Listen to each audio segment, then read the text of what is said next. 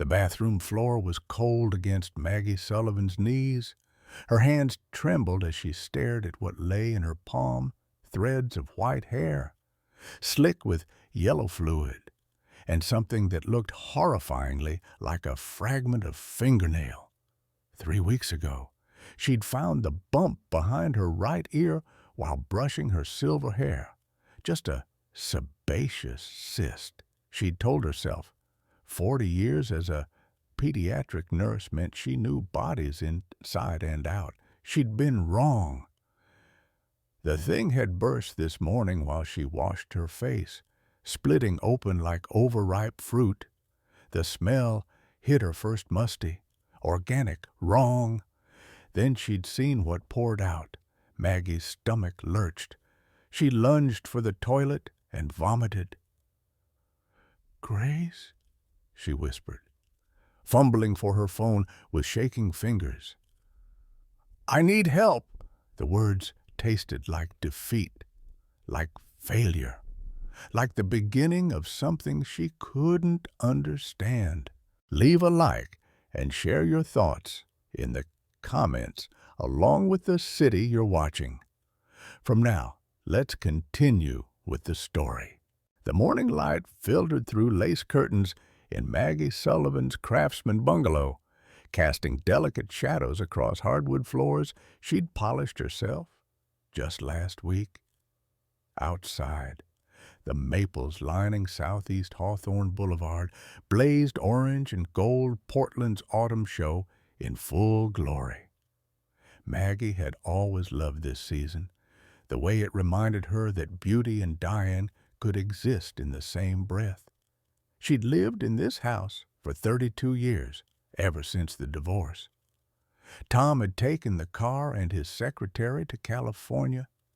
Maggie had taken the mortgage and 2 frightened children who needed to believe their mother could handle anything. And she had handled it, everything. The house was small, but proud, with a front porch where she'd taught Sarah to ride a bike and a backyard where Bobby had buried his first goldfish. Now it was just Maggie and Whiskers. Her 14-year-old Tabby, who spent most days sleeping in squares of sunlight.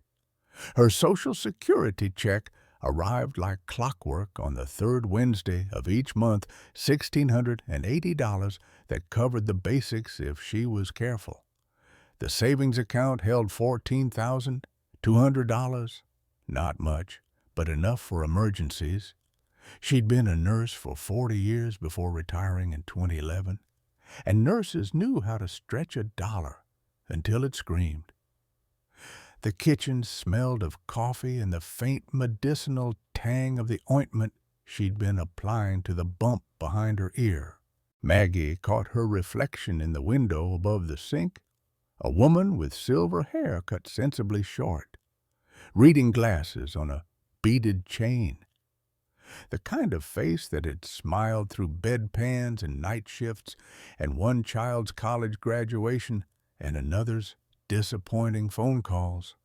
"I've got this," she'd said 1,000 times, to worried patients' parents, to her own children, to herself in the mirror after Tom left. Independence wasn't just a virtue in Maggie's world. It was survival. She thought about 1980, the year everything fell apart. Bobby was 5, Sarah was 2, and Tom's absence filled the house like smoke. She remembered sitting at this same kitchen table, bills spread before her like accusatory letters, her children asleep upstairs.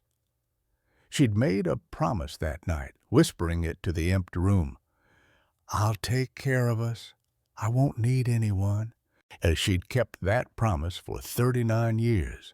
Grace Thompson lived next door in a blue Victorian that matched Maggie's stubbornness for charm over practicality. They'd been neighbors for 2 decades, ever since Grace's husband died and Maggie's children moved away. Grace was 71, a retired librarian with opinions about everything and the energy of someone who refused to act her age.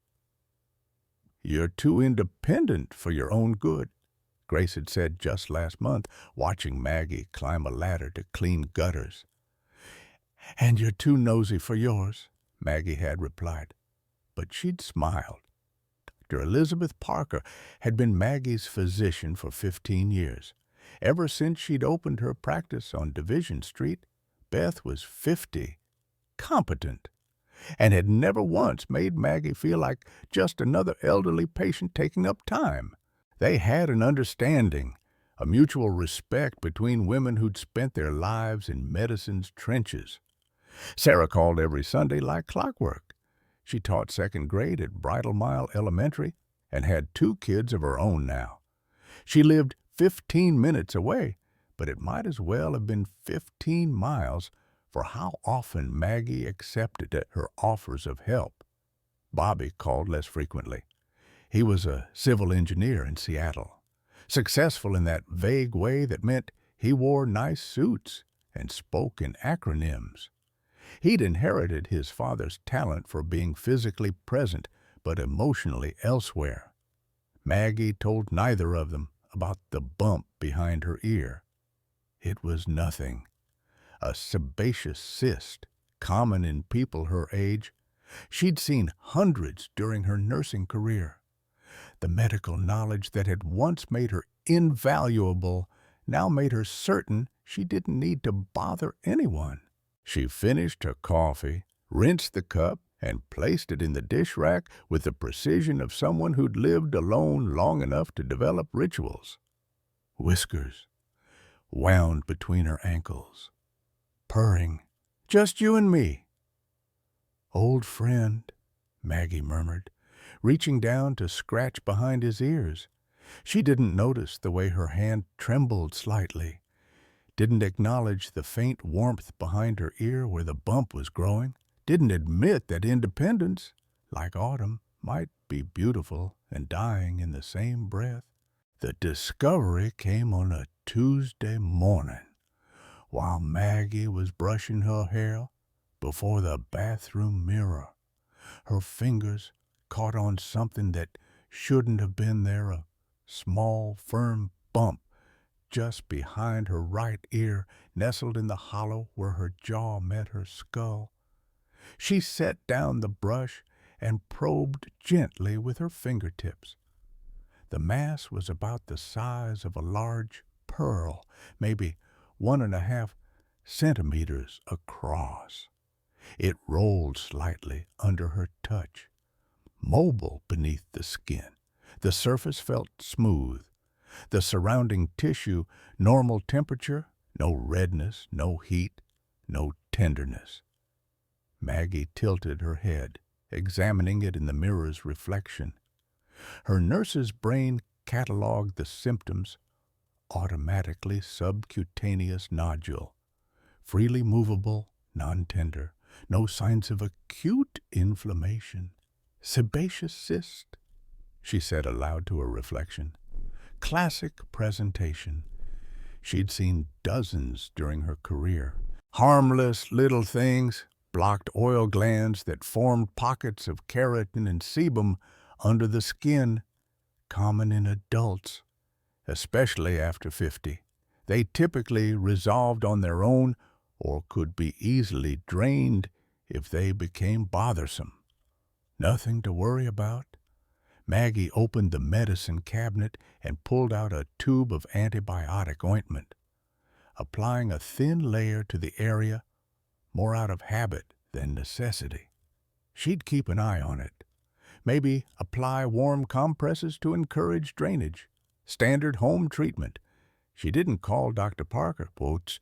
Why would she? It was barely worth mentioning at her next annual checkup, whenever that was. March, maybe April, when Sarah called that Sunday. Her daughter's voice bright with stories about the second grader's latest antics. Maggie listened and laughed and said nothing about the bump. It seemed silly to mention something so trivial, like calling to report a hangnail. "How are you feeling, Mom?"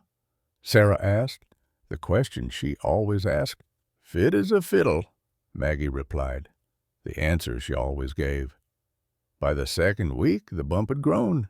Not dramatically, but enough that Maggie noticed when she touched it.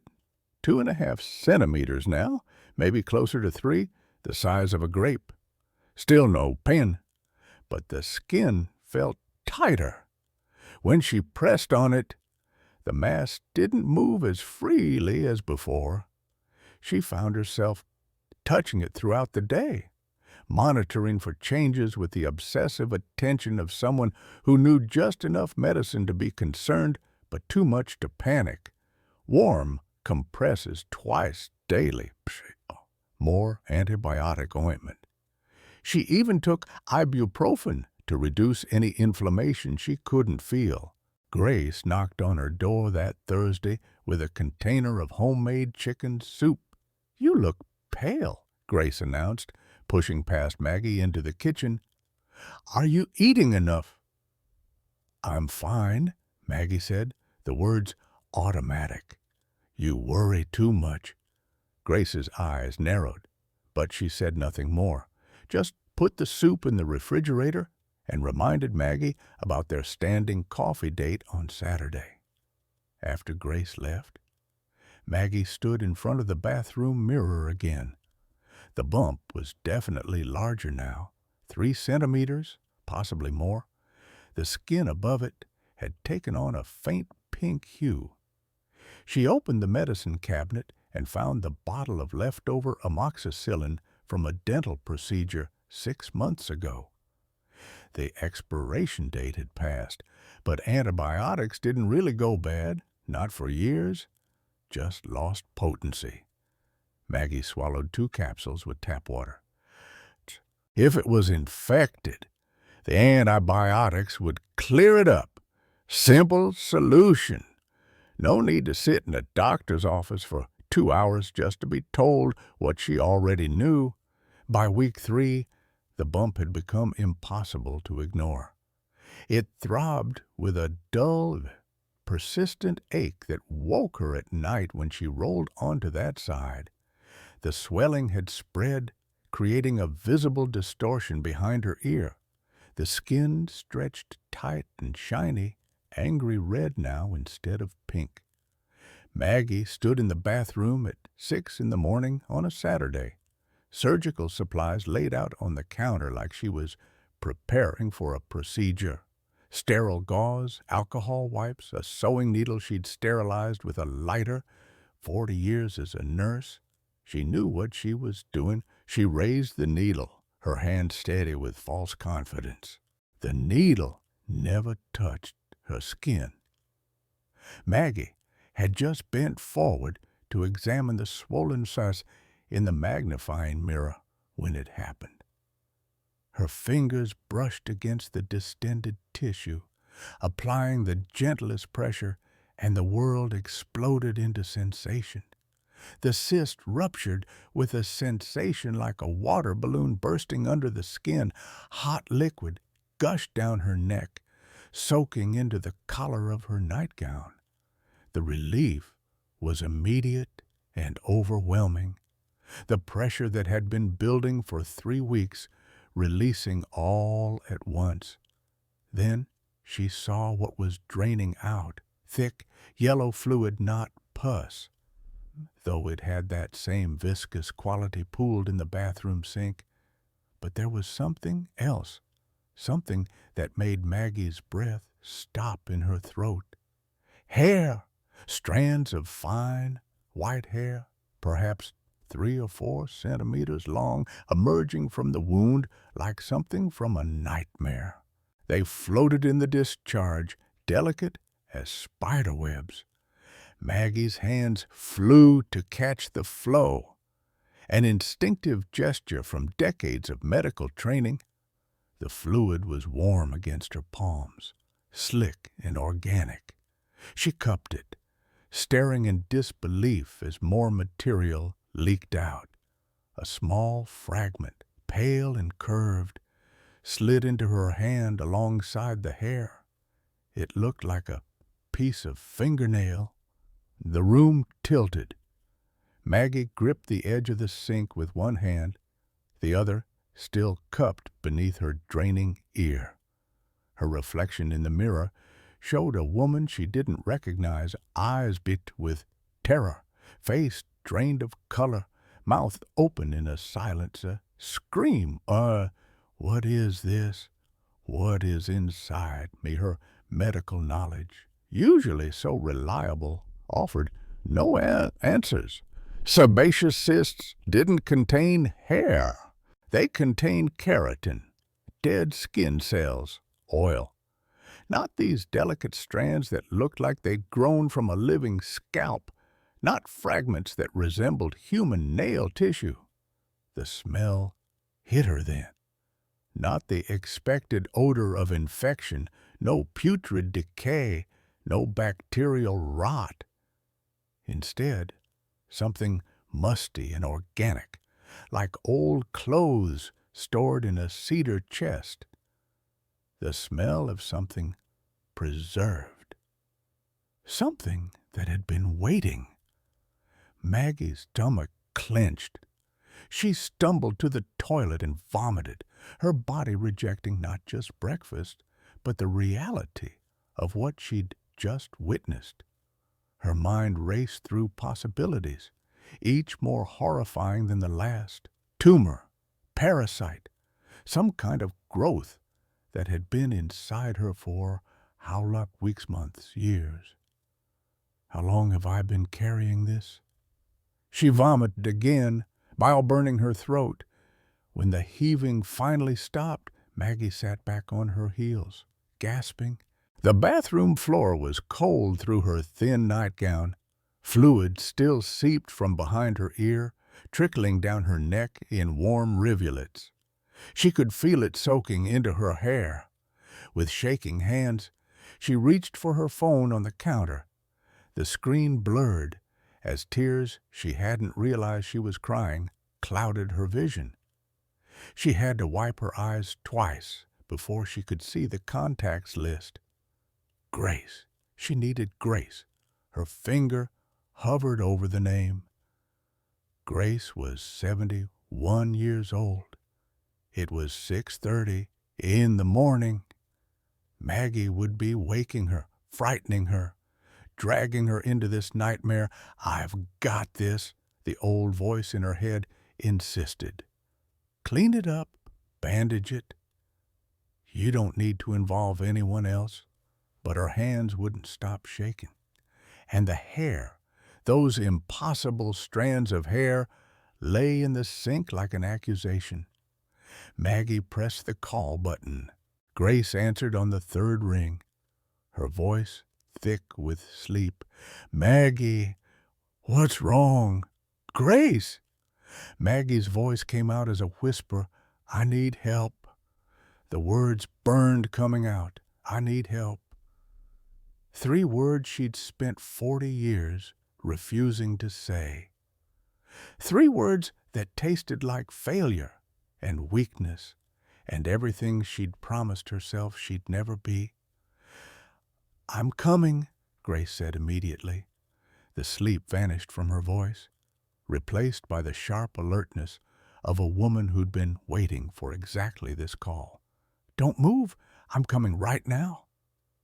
The phone slipped from Maggie's hand, clattering on the tile floor. She looked down at her palm again. The hair had settled into the fluid, forming delicate patterns like calligraphy in an unknown language. The nail fragment caught the bathroom light, translucent and terrible. 40 years as a nurse, and she'd never seen anything like this. Images flashed through her mind, unbidden. Her younger self at 26, confident and capable, holding a dying child's hand through the night until the fever broke.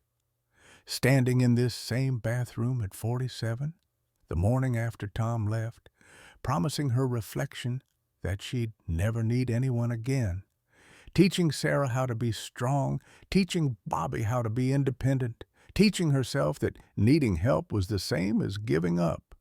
And now here she was, 73 years old, kneeling on a bathroom floor, covered in fluid from a growth that had no right to exist, waiting for her neighbor to rescue her. Grace's key turned in the front door Maggie had given her a spare years ago for emergencies. Footsteps rushed through the house. "Bathroom?" Maggie called out, her voice barely audible. Grace appeared in the doorway, her gray hair wild from sleep, still wearing her bathrobe. She took one look at Maggie, at the blood and fluid staining her nightgown, at the contents of the sink, at the expression on her face, and pulled out her phone. I'm calling 911, Grace said, her voice steady, despite the shock in her eyes. Maggie wanted to protest, wanted to say she didn't need an ambulance, that she could handle this herself, that she was fine. But she wasn't fine. She hadn't been fine for 3 weeks. So, instead, she just nodded and let Grace take control, surrendering the independence she'd clutched so fiercely for so long. The surrender felt like drowning and relief in equal measure. The fluorescent lights of Providence Medical Center's emergency room made everything look worse. Maggie sat on the examination table, a sterile gauze pad taped behind her ear, while Dr. Elizabeth Parker studied the contents of the Ziploc bag Maggie had brought with her. The hair and tissue fragment floated in the remaining fluid like specimens in a jar. "How long have you had this?" Beth asked, her voice carefully neutral in that way doctors used when they were deeply concerned but didn't want to alarm their patients. 3 weeks since I noticed the bump." Maggie's voice was steadier now, the initial shock wearing off into a kind of numb acceptance. "It ruptured this morning." Beth set down the bag and turned to Maggie, her expression gentle but firm. "Maggie, I need you to trust me now. This isn't a typical presentation for any growth I've encountered. We need imaging, CT scan at minimum, possibly MRI. And I'm calling in a specialist." Sarah arrived 20 minutes later, still in her pajama pants with a coat thrown over, her hair pulled into a hasty ponytail, her face crumpled when she saw her mother. "Mom." She crossed the room in 3 strides, wrapping her arms around Maggie carefully, avoiding the bandaged area. "Why didn't you tell me?" "It was just a bump," Maggie said, and heard how hollow the words sounded. "I thought I could handle it." "You always think you can handle everything." Sarah's voice broke. She pulled back, her eyes red. "When are you going to learn that you don't have to?"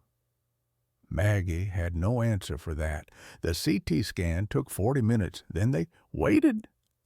Maggie lay in a private room with Sarah, dozing in the chair beside her, one hand wrapped around her mother's. Grace had gone home to change, but promised to return.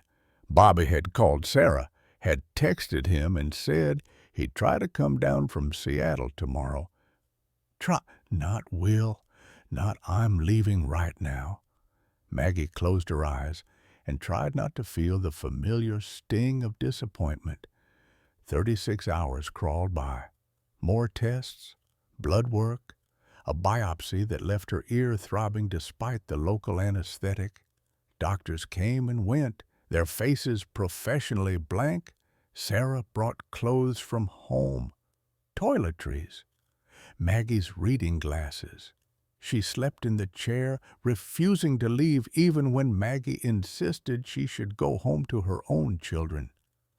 Grace visited with homemade soup that Maggie couldn't eat, her stomach too knotted with anxiety. They sat together in comfortable silence, the kind that only came from 20 years of friendship. Bobby called again via FaceTime, his face pixelated on Sarah's phone screen. Behind him, Maggie could see the expensive furnishings of his Seattle apartment, leather furniture, abstract art on the walls. "How are you feeling, Mom?" he asked. "I've been better." She tried to smile. "The doctors are running tests." "That's good. Modern medicine, right? They'll figure it out." He glanced at something off-screen. "Listen, I'm swamped at work right now, but I'll try to get down there soon, maybe this weekend if—" "It's fine, Bobby." Maggie's voice was flat. "You're busy. I understand." After he hung up, Sarah's jaw was tight. "He should be here. He has his own life. You're his mother." Maggie said nothing. What was there to say? That she'd raised her children to be independent. And Bobby had learned the lesson too well. That self-sufficiency, taken to its extreme, looked a lot like selfishness. On the second day, Dr. Parker returned with another doctor, a woman in her 40s with sharp eyes and an air of quiet authority. She introduced herself as Dr. Rachel Morrison, a medical geneticist. That word geneticist made Maggie's heart stutter. They sat down, both doctors wearing expressions that Maggie recognized from her own nursing career. The look that said, "This is going to be difficult." "Mrs. Sullivan," Beth began, "we have your results. The growth was a dermoid cyst containing what we call a mature teratoma." Maggie knew those terms. Teratomas were tumors that could contain different types of tissue hair, teeth, sometimes even more complex structures. They formed from germ cells, the same cells that could become eggs or sperm, usually benign, usually. "The good news," Dr. Morrison continued, "is that it's completely benign, not cancerous. We can remove it surgically with minimal risk." "But there's something else," Maggie said. It wasn't a question. The doctors exchanged glances. "We ran genetic testing on the tissue from the cyst," Dr. Morrison said slowly. "Standard procedure for this type of growth. The results were unexpected." She pulled out a tablet, showing Maggie a screen full of genetic data that meant nothing to her. "The DNA in the cyst tissue doesn't entirely match yours. Mrs. Sullivan, it's similar, very similar, but distinct, which led us to test for something specific." Dr. Morrison paused. "Have you ever been told you were a twin?" The room seemed to tilt. "What?" "No, I'm an only child." "Not quite." Dr. Morrison's voice was gentle. "The genetic markers indicate that you were originally one of a pair of twins. Fraternal twins, most likely. But at some point, very early in development, probably within the first few weeks after conception, the other embryo stopped developing. This is called vanishing twin syndrome." Maggie couldn't breathe. The words made no sense strung together like that.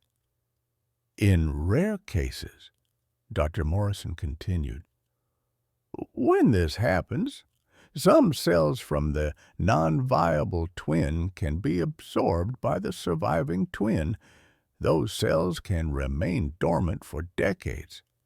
In your case, they formed this dermoid cyst, which is why it contains tissue with slightly different DNA than yours." "A twin? A sister? You mean I've been carrying my sister inside me for 73 years? Maggie's voice came out as a whisper. "In a manner of speaking, yes."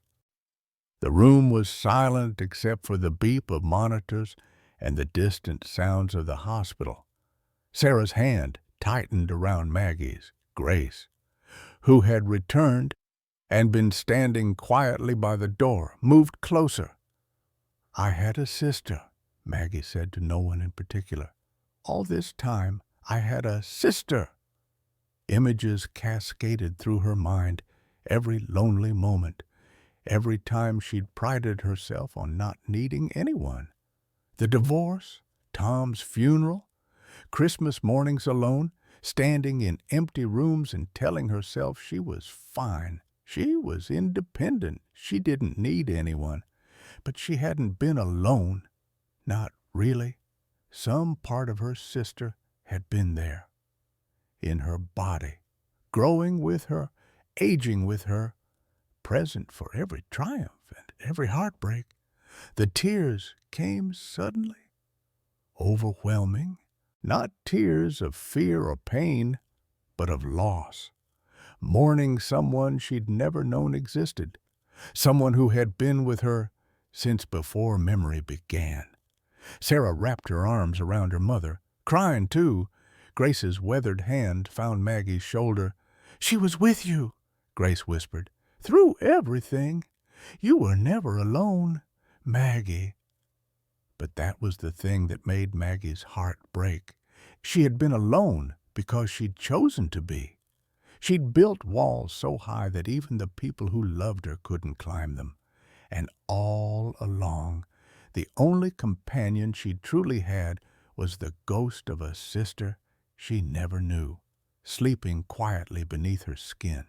The envelope arrived on Tuesday morning, 5 days after Maggie had returned home from the hospital.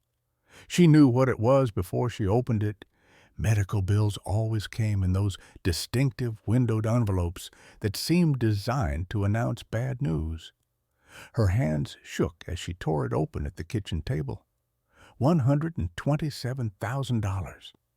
Maggie read the number 3 times, certain she'd misunderstood. But there it was, itemized across 3 pages: emergency room services, $8,400. Skincare, $12,600.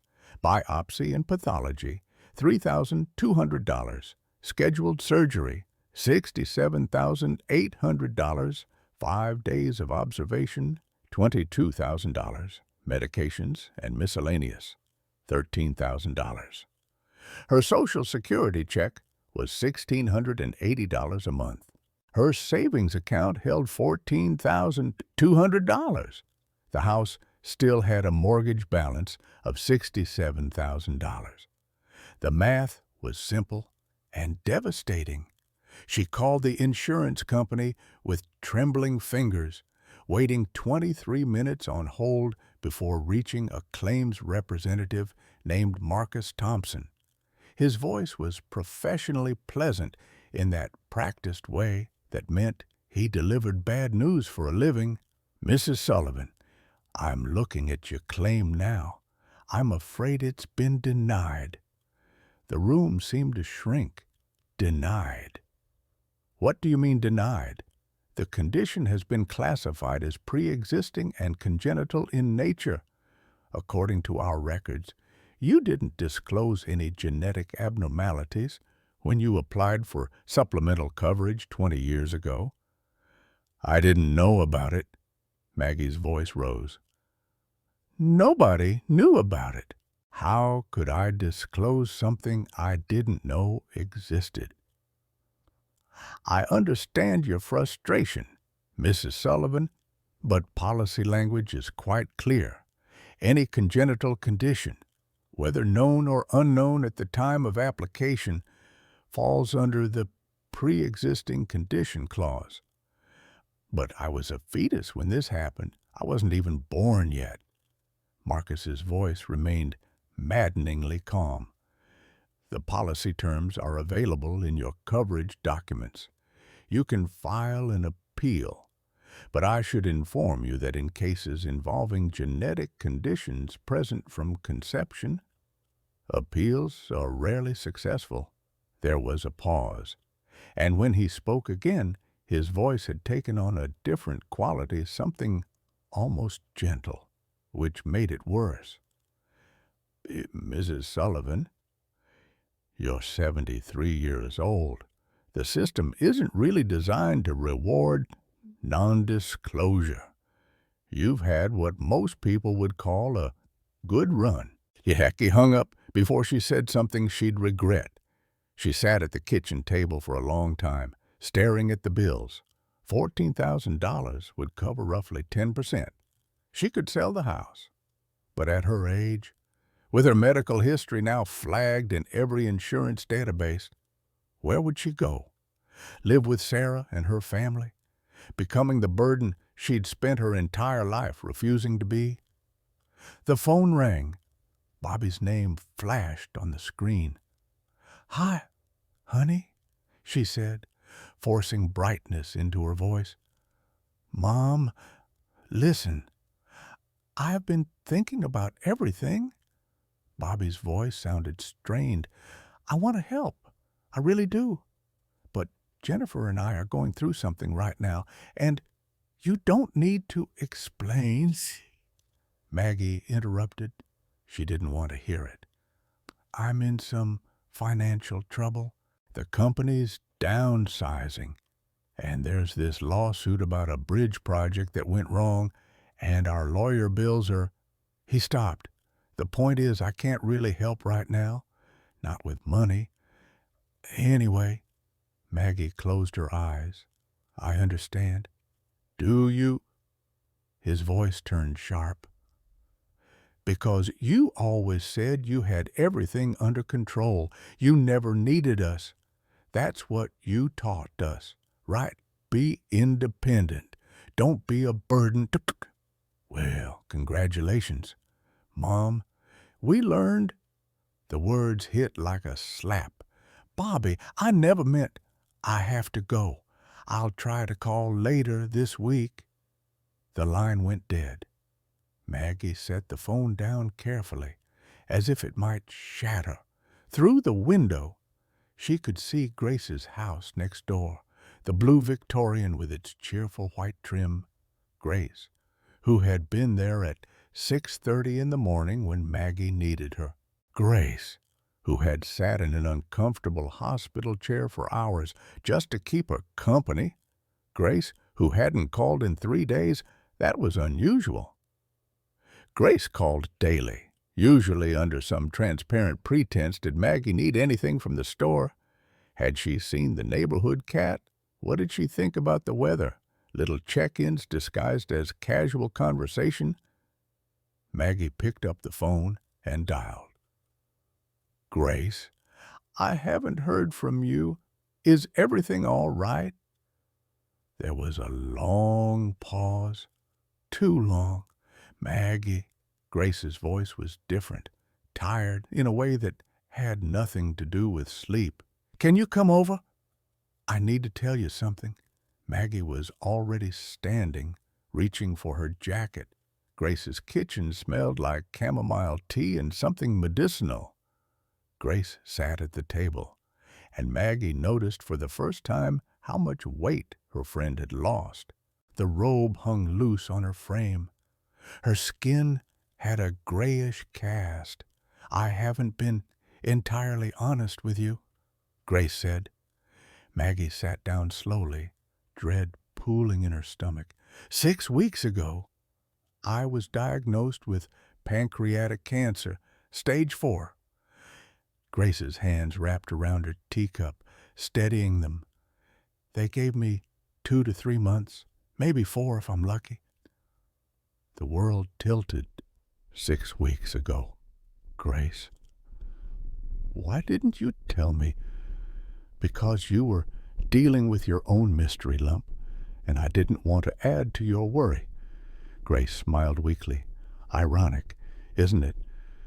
We're both so determined to protect each other that we end up lying. What are the doctors saying? What about treatment? There is no treatment, not at this stage. It's everywhere. Maggie, liver, lungs, lymph nodes. Grace said it matter-of-factly, like she was describing the weather. "I've started palliative care. Hospice will begin next week."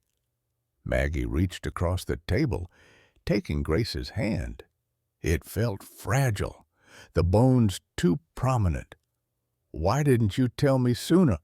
"Because You needed me to be strong, and I wanted to be there for you just once more, without being the one who needed help." Grace's eyes filled with tears. 47 years I was married. 20 years you've been my neighbor. And I finally figured out why I loved you so much. Maggie Sullivan. Why? Because we're exactly the same kind of stubborn fool, too proud to admit we need people until it's almost too late. They sat in silence, two elderly women holding hands across a kitchen table, each facing their own mortality. The late morning sun streamed through the window, catching dust motes in its light. "How much time do you have?" Maggie asked quietly. 8 weeks, maybe 12. "And me? I need surgery within the next few weeks, or the cyst could become infected, life-threatening." Maggie laughed, but it came out bitter. "Except I can't afford the surgery. My insurance denied the claim. I have about 10% of what I need, Badasha." "How much? $127,000? Grace's face went pale. "Oh, Maggie, I'll figure something out. I always do." "No." Grace's voice was firm. "No more of that. No more. I'll handle it alone. We're done with that, both of us. What choice do I have? We ask for help. We let people in. We stop pretending we're islands." Maggie shook her head. "I've spent my entire life teaching my children not to be burdens. How do I turn around now and, 'You made your bed, now lie in it'?" Grace quoted the old saying, but her voice was gentle. "Maggie, you've been lying in a bed you made 50 years ago. Maybe it's time to make a new one." Outside, the October wind scattered leaves across both their yards, mixing them together until you couldn't tell which came from which tree. The house was too quiet. Maggie sat at the kitchen table in the dark, watching headlights from passing cars sweep across the ceiling. It was 2 in the morning on a Thursday, and she hadn't slept in 3 days. Not really. Just brief collapses into unconsciousness that felt more like drowning than rest. The bills were spread before her like tarot cards predicting a grim future.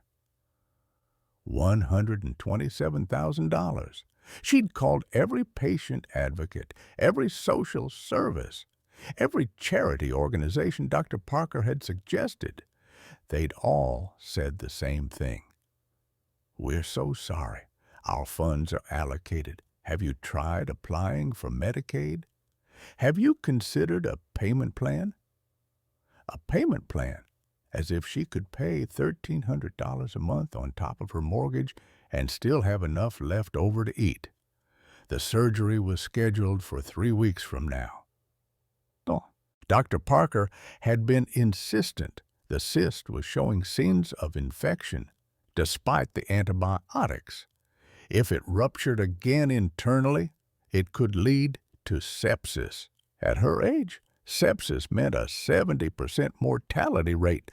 3 weeks to find $113,000. It was impossible. Maggie's gaze drifted to the refrigerator, nearly empty except for condiments and a quart of milk. She'd stopped buying groceries, saving every penny. Breakfast was toast. Lunch was toast. Dinner was toast. If she ate at all, she'd lost 8 pounds in 2 weeks. Sarah had noticed. She'd brought over casseroles and tried to talk about options selling the house, moving in with her, applying for emergency assistance. But Sarah was a teacher with 2 kids and a mortgage of her own. She couldn't take on her mother's 6-figure debt. Bobby hadn't called again. Grace was in hospice now. Too weak to leave her bed. Maggie visited every day, sitting in the chair beside her friend and pretending everything was fine. They didn't talk about money or cancer or the fact that both of them were running out of time. Maggie stood and walked to the window, looking out at Grace's dark house. A home health aide stayed there overnight now, a kind woman named Patricia who spoke in gentle whispers. Soon, Grace would be gone. Soon Maggie would be alone again. Except she'd always been alone, hadn't she? Even with a sister sleeping inside her body for 73 years, even with children she'd raised and friends she'd known for decades, she'd wrapped herself in a cocoon of independence so thick that no one could reach through. And now she would die that way, alone in this house, unable to accept help, unable to admit she'd been wrong about everything. Whiskers rubbed against her ankles, meowing softly. Maggie bent to pick him up, burying her face in his fur. "Just you and me, old friend," she whispered. The cat purred, oblivious to the disaster surrounding them. Maggie set him down and walked to the bathroom. The medicine cabinet held the same bottles it had held for months: blood pressure medication, vitamins, a prescription for cholesterol that she'd stopped filling because it cost too much, and in the back, behind everything else, the bottle of Ambien she'd been prescribed after Tom died. She'd only taken a few. The rest, 28 pills, rattled in the orange plastic bottle. Maggie took it down and carried it back to the kitchen table. She set it beside the bills and stared at it for a long time. How much did a funeral cost?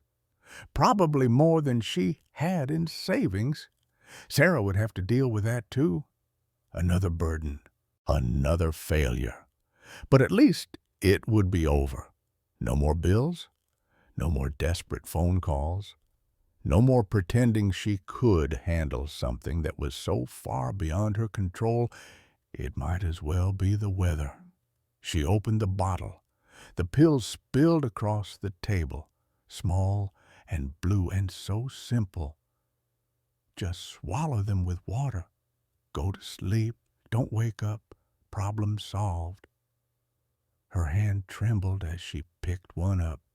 She didn't survive inside me for 73 years just so I could quit now. The thought came unbidden, in her own voice, but different somehow. Younger, stronger. The voice of the nurse she used to be. The woman who'd done CPR on a dying child for 12 minutes straight. Because giving up wasn't an option. When had she stopped being that woman? Maggie looked at the pill in her palm, looked at the bills, looked at her reflection in the dark window. She was 73 years old. She'd raised 2 children alone. She'd worked 40 years in one of the hardest professions there was. She'd survived a divorce, a husband's death, decades of loneliness and stubborn pride. And now what? She was just going to swallow pills in the dark because she was too proud to let her daughter help her.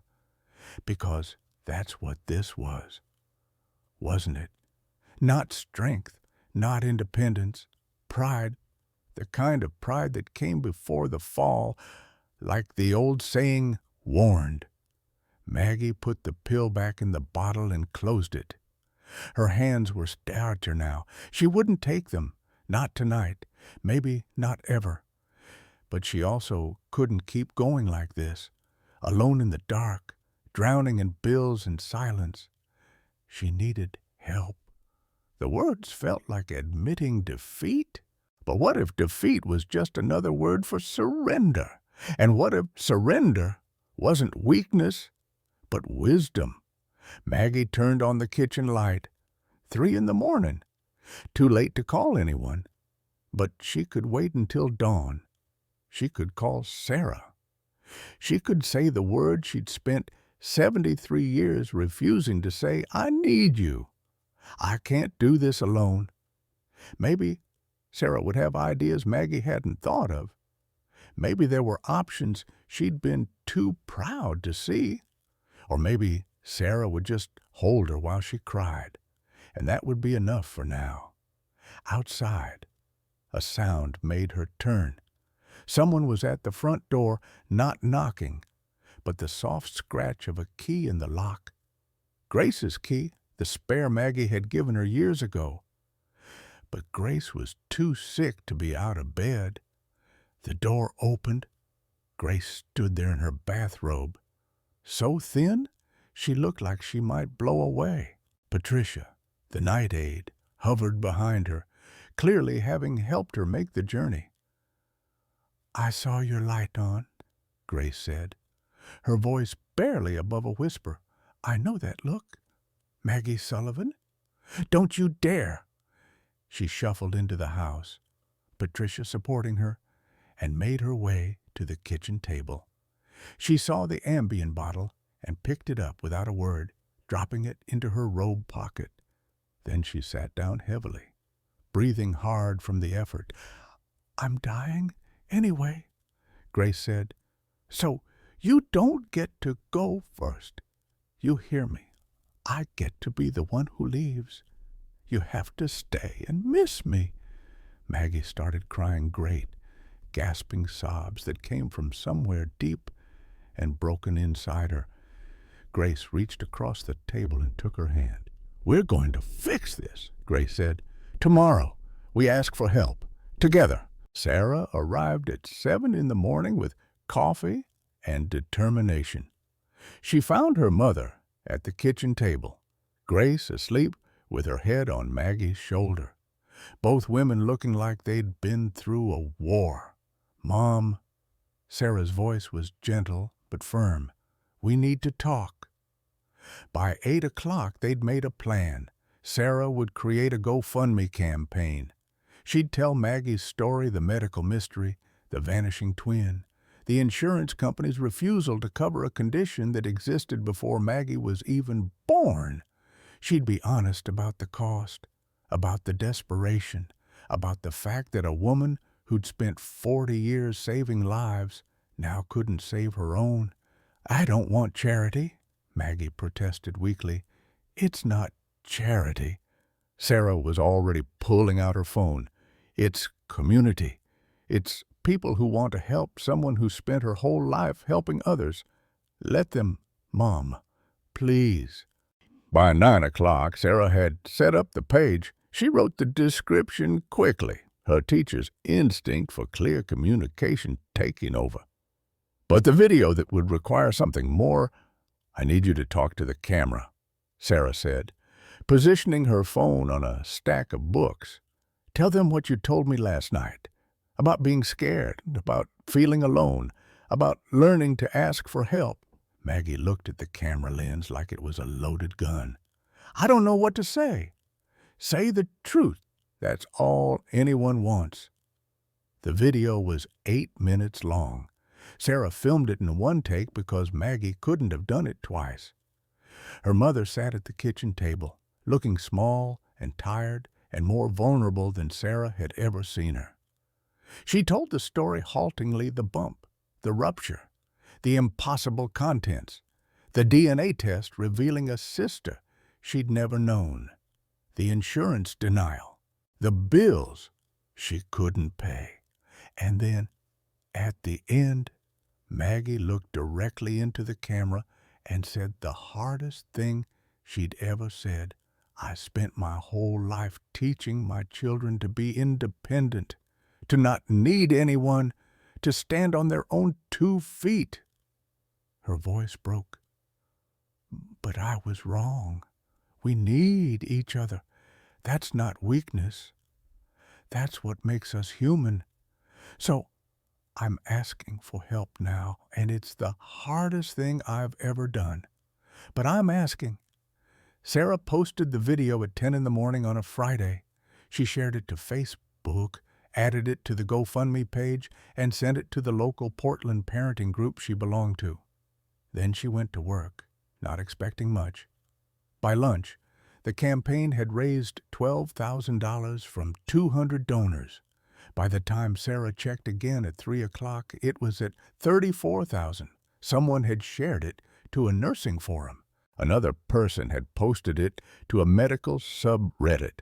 A TikTok account with 2 million followers, had picked it up with the caption, "This woman saved countless children and now can't save herself. The system is broken." The video went viral. By midnight, the campaign had raised $87,000. And then something else happened. Saturday morning, Sarah woke to find her phone flooded with notifications. But mixed in with the donations were messages, angry messages, telling her to check a different fundraising platform. Someone had created a fake campaign using Maggie's name and story. They'd stolen the video, created a convincing duplicate page, and were collecting donations. In less than 24 hours, they'd scammed $12,000 from 83 people who thought they were helping. Sarah felt sick. She reported it immediately, posted warnings on every platform she could find.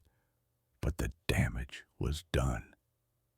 Maggie's story was now associated with fraud, except the internet, in its strange and unpredictable way, turned the scam into fuel. A local news station picked up the story not just about Maggie's medical crisis, but about the scammer who tried to exploit it. They ran a segment Sunday night titled "Portland Nurses Fight Against Medical Bills and Fraud." The reporter, a woman named Jennifer Martinez, interviewed Sarah and showed clips of Maggie's original video. She ended the piece by saying, "If you want to help Margaret Sullivan, here's the legitimate fundraising link. Let's not let one bad actor stop us from helping a woman who spent her career helping others." The segment aired at 6 o'clock. By 7, the legitimate GoFundMe had jumped to $150,000. Monday morning brought more surprises. A woman named Amanda Rodriguez called Sarah's cell phone. She was 34 years old, worked as a software engineer in Beaverton, and had a story to tell. "I was 4 years old when I got bacterial meningitis," Amanda said, her voice thick with emotion. "Nurse Sullivan was assigned to me in the IC. The doctor said I probably wouldn't make it through the night. But she stayed.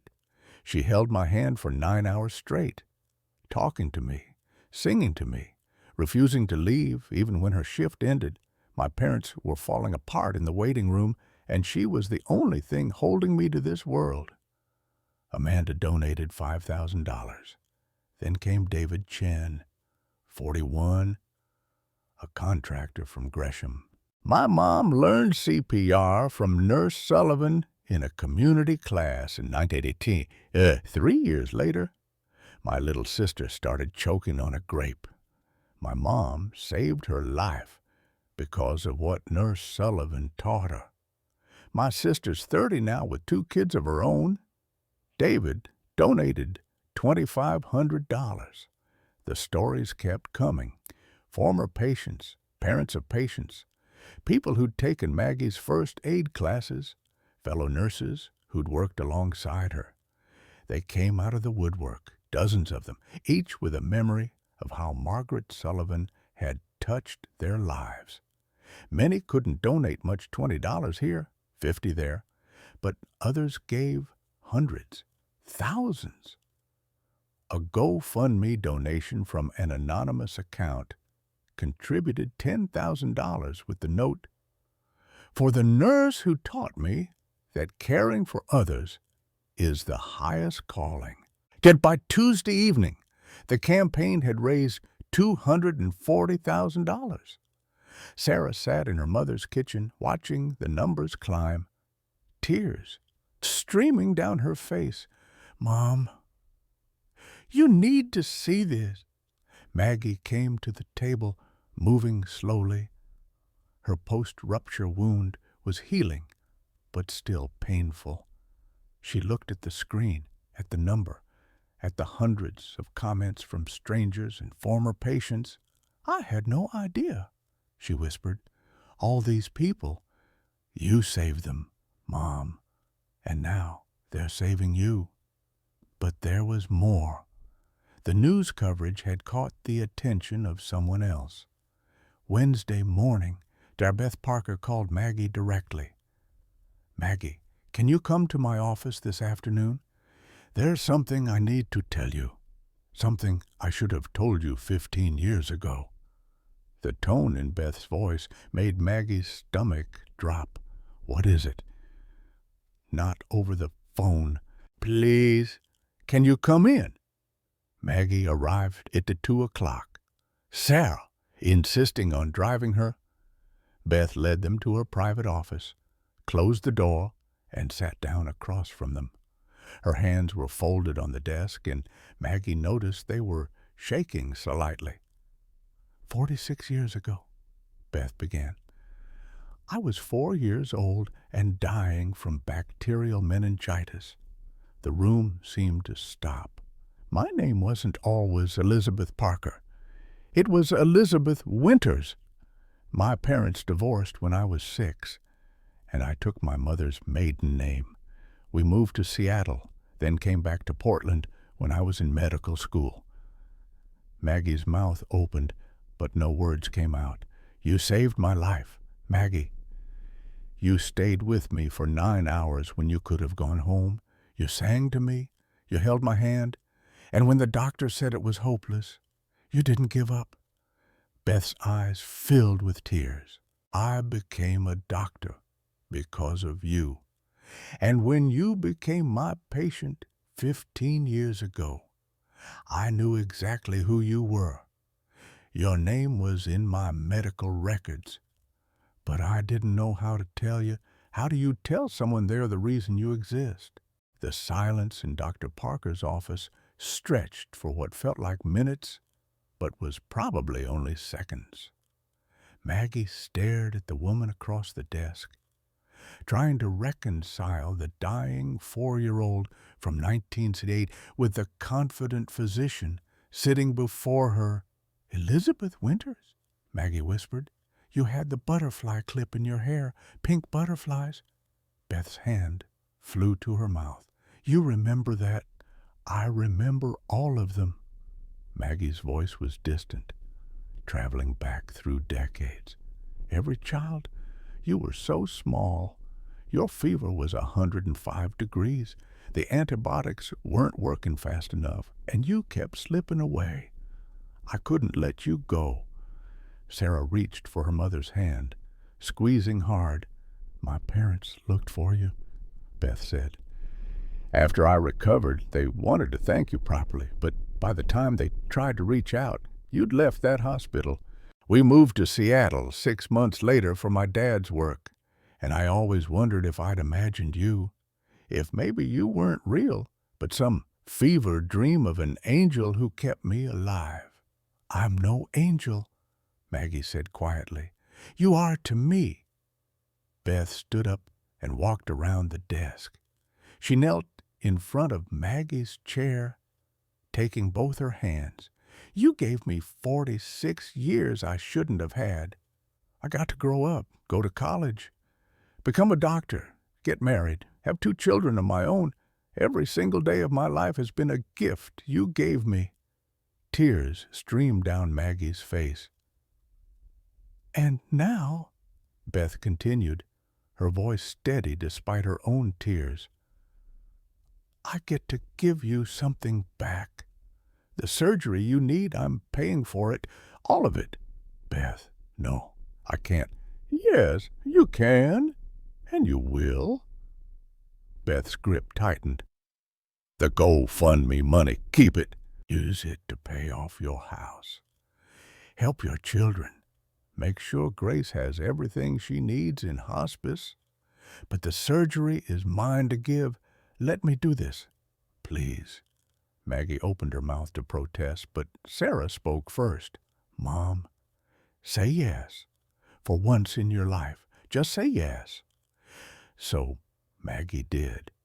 The surgery was scheduled for the following Monday at Oregon Health and Science University. Dr. James Peterson one of the top surgical oncologists in the Pacific Northwest, agreed to perform the procedure at a reduced rate out of respect for Maggie's years of service in the nursing community. Saturday afternoon, Bobby's truck pulled up in front of the house. Maggie was in the living room when she heard it, and for a moment she thought she'd imagined it. Bobby hadn't visited in over a year, hadn't called since that awful conversation 2 weeks ago.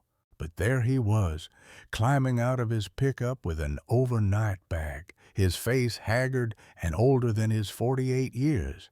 Sarah answered the door. "I'm sorry," Bobby said immediately. "I'm so sorry I wasn't here sooner." He stepped inside and saw his mother sitting on the couch. She looked smaller than he remembered, more fragile. The bandage behind her ear was still visible, and she'd lost weight that she couldn't afford to lose. Bobby crossed the room and dropped to his knees in front of her, the way Beth had done days before. "Mom, I've been a terrible son. Jennifer left me.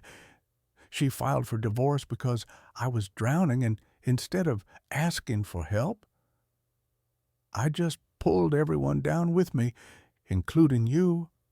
His voice broke.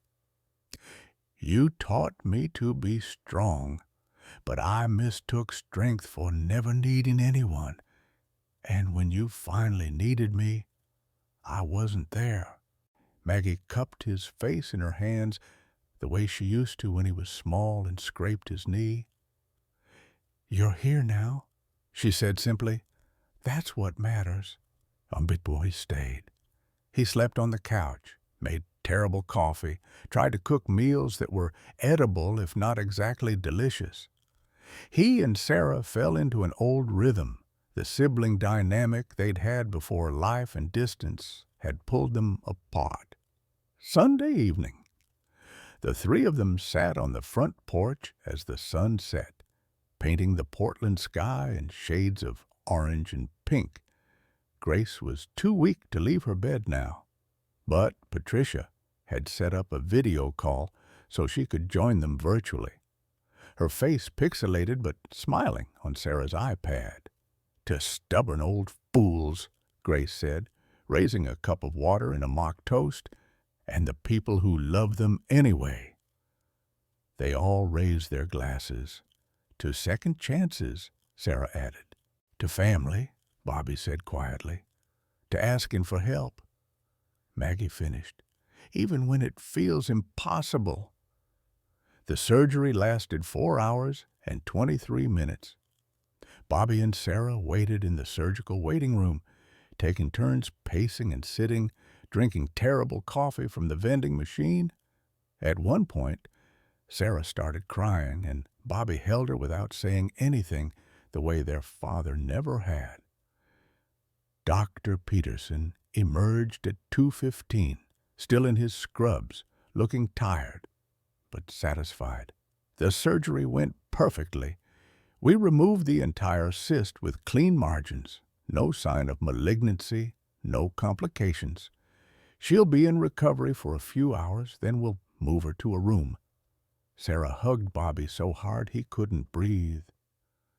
Maggie woke up groggy, her throat sore from the breathing tube. The first face she saw was Beth's, monitoring her vitals with the same careful attention Maggie had once used on a dying 4-year-old.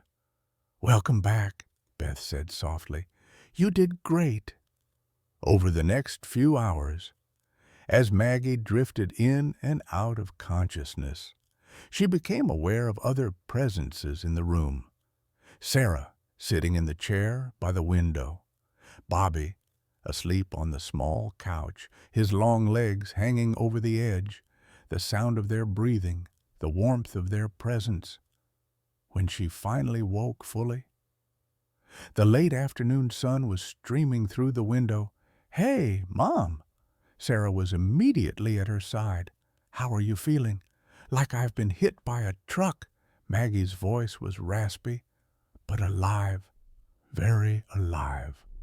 Bobby stood up. stretching. "Dr. Peterson says the surgery was perfect. They got everything."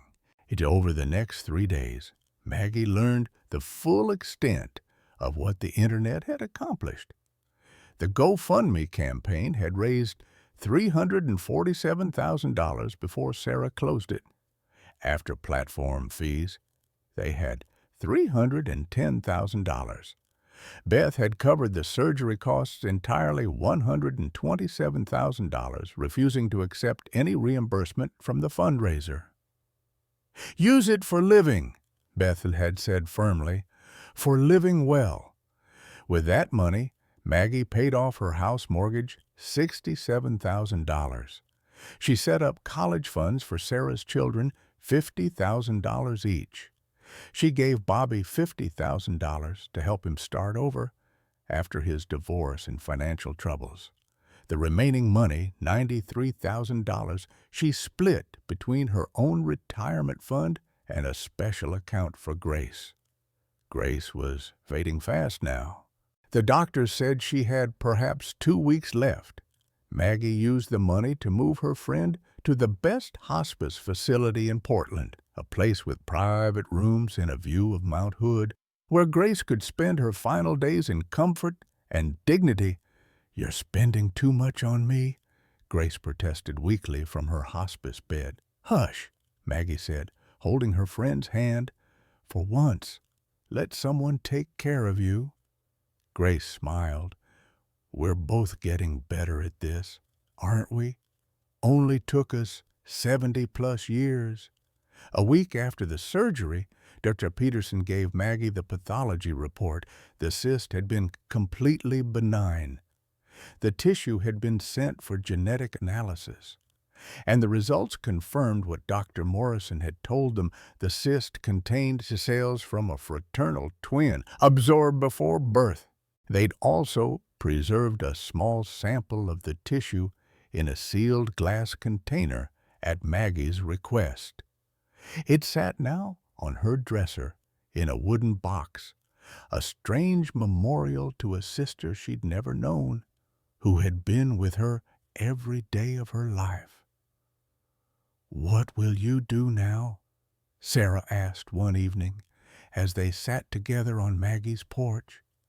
Maggie thought about it. She thought about the hundreds of people who donated, who'd shared their stories of how she'd touched their lives. She thought about Beth, who'd become a doctor because a nurse refused to give up on her. She thought about Grace next door, dying but at peace. She thought about her children, sitting on either side of her. Finally close again. "Love," Maggie said simply. "I'm going to live, really live, not just survive, but actually live." "Good," Sarah said, leaning her head on her mother's shoulder. "It's about damn time." 3 months later, on Christmas morning, Maggie's house smelled like cinnamon rolls and coffee and the particular warmth that comes from too many people crammed into too small a space. Sarah had brought her family, her husband, Mark, and the kids, Emma and Jack, who were currently engaged in a fierce battle over a new video game in the living room. Bobby was in the kitchen attempting to make his grandmother's old stuffing recipe, getting it spectacularly wrong, but trying anyway. Beth Parker had come with her husband David and their 2 teenagers, bringing a pumpkin pie that looked professionally made because they'd stopped being just doctor and patient somewhere along the way and become something more like family, bound together by a night 46 years ago when a young nurse refused to let a child die. The dining room table had been extended with 2 folding tables to accommodate everyone. Mismatched chairs surrounded it, borrowed from neighbors and pulled from various rooms. The good china that Maggie had received as a wedding gift in 1972 and barely used was finally seeing daylight. Plates that had gathered dust for decades now holding roasted turkey and mashed potatoes and green bean casserole. Grace's chair sat empty at the table. She had died 3 weeks ago on a quiet Tuesday morning. Maggie, holding her hand. Her last words had been, "Thank you for letting me be stubborn with you." The funeral had been small but beautiful, and Maggie had stood at the podium and talked about friendship and the particular grace of knowing someone who would climb a fence at 3 in the morning to save you from yourself. Now, Grace's chair remained at the table, a blue ribbon tied to its back, the color of her house. The color she'd loved. No one's hitting it, but no one suggested moving it either. She was still part of the gathering, still present in the way that people you love never really leave. Maggie stood in the doorway between the kitchen and dining room, watching the organized chaos of meal preparation. Bobby was arguing with Sarah about whether you could substitute Greek yogurt for sour cream in the stuffing. Emma was setting the table with intense concentration, making sure each fork was exactly parallel to its knife. Jack had abandoned the video game to help Beth's husband carve the turkey, listening with rapt attention as David explained the proper technique. Her hand moved unconsciously to the space behind her right ear. The surgical scar was barely visible now, hidden by her hair, but she touched it often, a reminder, a memorial, a place where her sister had lived for 73 years before Maggie even knew she existed. The genetic counselor had explained it again after the surgery, making sure Maggie understood. Vanishing twin syndrome occurred in roughly 1 in 8 pregnancies that began as twins. In most cases, the non-viable twin was simply reabsorbed, leaving no trace. But occasionally, rarely, some cells persisted. They could remain dormant for a lifetime or manifest as growths like the one Maggie had carried. "You weren't alone," the counselor had said gently. "You were literally never alone. Part of her was always with you." Maggie thought about that now, thought about all the times she'd stood in empty rooms and told herself she didn't need anyone. All the times she'd pushed away help, insisted on independence, built walls so high that even love couldn't climb them. And all along, she'd been carrying proof that humans were never meant to be solitary. Even in the womb, before consciousness, before choice, she'd been part of a pair. "Mom, you okay?" Bobby's voice pulled her back to the present. "I'm perfect," she said, and meant it. They gathered around the table at 2 o'clock. 13 people squeezed together, passing bowls and plates, talking over each other in that particular symphony of family meals. Maggie sat at the head of the table, looking around at these faces she loved. Bobby stood, holding his wine glass. He'd been sober for 2 months now, so the glass held sparkling cider, but he raised it with the same ceremony. "I want to make a toast," he said, his voice cutting through the chatter. The room quieted, to Mom, who taught us that independence was strength. He paused, his eyes meeting Maggie's. "And then taught us something more important, that asking for help isn't weakness. It's giving other people the gift of being needed." Sarah raised her glass, to Mom and to the sister who kept her company for 73 years, to family, the ones we're born with, the ones we choose, and the ones we never knew but carried with us anyway. Beth stood as well, her voice thick with emotion. "To Maggie, who taught me that caring for others is the highest calling, who stayed when she could have gone home, who never gave up, even when everyone else had." They all raised their glasses, even the kids who were drinking juice. "To Maggie," they said in unison. "And to Grace," Maggie added quietly, her eyes on the empty chair. "To stubborn old fools and the people who loved them anyway. "To Grace!" Everyone echoed. They drank and ate and talked, the afternoon stretching into evening. Someone suggested a walk through the neighborhood to look at Christmas lights, and they bundled up in coats and scarves and headed out into the cold December air. Portland had gotten a dusting of snow, rare for the city, and it crunched under their feet as they walked. Maggie held Bobby's arm on one side and Sarah's on the other, letting her children support her weight as they navigated the icy sidewalk. The houses were lit up with colored lights, inflatable Santas, nativity scenes that glowed in the darkness. Neighbors waved from porches. Someone was playing Christmas carols loudly enough that the music drifted down the street. They passed Grace's house, still empty, up for sale. The new owners would move in after the first of the year. Maggie had met them, a young couple with a baby on the way. They'd seemed nice. They'd promised to take care of Grace's garden. "You okay, Ma?" Sarah asked softly, noticing where Maggie was looking. "I'm okay." And she was. Grief and gratitude could exist in the same space. She'd learned loss and love weren't opposites, but companions, two sides of the same experience. They walked back to the house as darkness fell completely. Inside, Beth was making hot chocolate for the kids while David built a fire in the fireplace that Maggie had never used because it seemed like too much trouble for just one person. But now the room was full and warm and alive with conversation.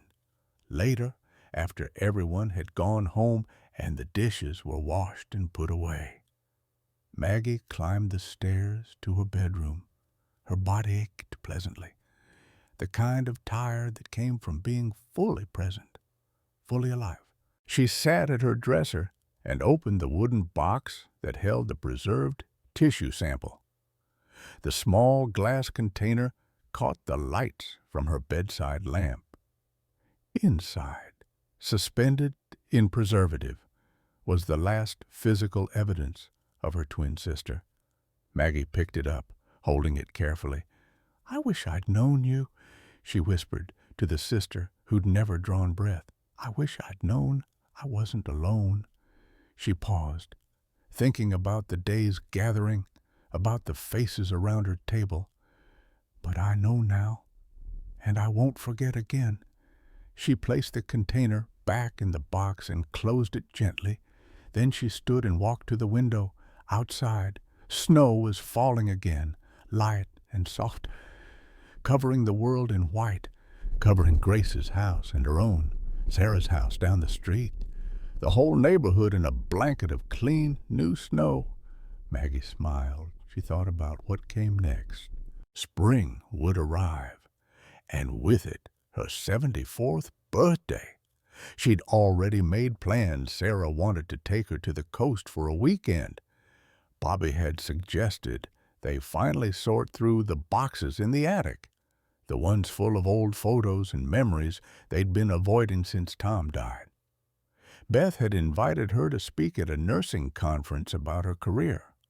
There would be doctor's appointments and grocery shopping and all the mundane tasks of living. But now she'd let Sarah come with her to appointments. She'd accept Bobby's help with the attic.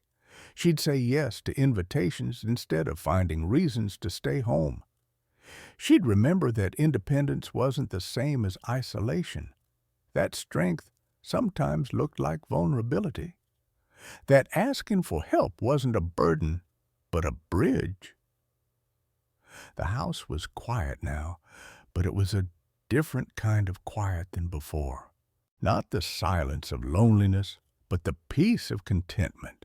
The walls held echoes of laughter from today. The kitchen still smelled like cinnamon. Grace's chair waited downstairs, a blue ribbon tied to its back, holding space for absence that was also a kind of presence. Maggie looked at her reflection in the dark window. She was 73 years old. She'd survived the rupture of a cyst that had carried her twin sister's cells for 7 decades. She'd faced financial ruin and learned to accept help from strangers and friends alike. She'd almost given up, almost swallowed those pills in the dark, but she hadn't. She'd chosen to stay, to ask for help, to let people in, to tear down the walls she'd spent a lifetime building. And in doing so, she'd discovered something she'd somehow forgotten over 40 years of fierce independence. She was loved, not for her strength or her self-sufficiency or her ability to handle everything alone, but simply for being herself, flawed, frightened, finally vulnerable, finally human. "Thank you," she whispered to her reflection, to her sister, to Grace, to the universe that had brought her to this moment. "Thank you for not letting me quit." Outside, the snow continued to buck, covering everything in white. Inside, Maggie Sullivan turned off the light and climbed into bed, ready for sleep, ready for tomorrow, ready for whatever came next. For the first time in longer than she could remember, she wasn't afraid to face it. Sometimes the most horrifying thing isn't what's growing inside our bodies, it's the walls we build around our hearts. Maggie Sullivan learned this lesson at 73, when a mysterious growth behind her ear revealed a sister she never knew she had. A twin absorbed before birth who'd been with her every day of her life. For 7 decades, Maggie believed independence was strength. She raised her children alone, worked 40 years as a nurse, and prided herself on never needing anyone.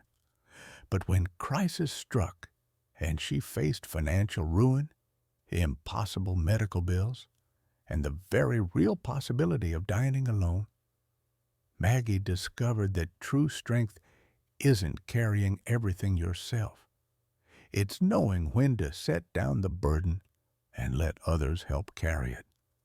Her story went viral not because it was unique, but because it was universal. We all carry hidden things. We all pretend we're fine. We all build walls that keep out the very people who want to help us. But here's what Maggie's story teaches us. Asking for help isn't weakness. It's wisdom. It's giving others the gift of being needed.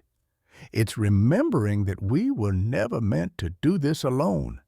Right now, someone in your life is struggling in silence. Maybe it's you. Maybe it's the neighbor who always seems to have everything together. Maybe it's the parent who taught you to be independent and now can't admit they need you. Check on them. Ask twice if they're really okay. The first answer is usually a lie. Be someone's Grace, showing up at 3 in the morning. Be someone's Sarah, loving loudly even when pushed away. Be someone's Beth, remembering kindness received and paying it forward 46 years later. Because life is short and stubborn, pride is a poor companion in the dark. This holiday season, don't wait for crisis to connect. Make the call you've been putting off. Forgive the grudge you've been holding. Accept the help being offered. Offer the help that's needed. Tear down your walls before it's too late. Maggie thought she was alone. She was wrong. So are you. Have you ever struggled to ask for help when you needed it most? What walls have you built that keep people from truly knowing you? Share your story in the comments below.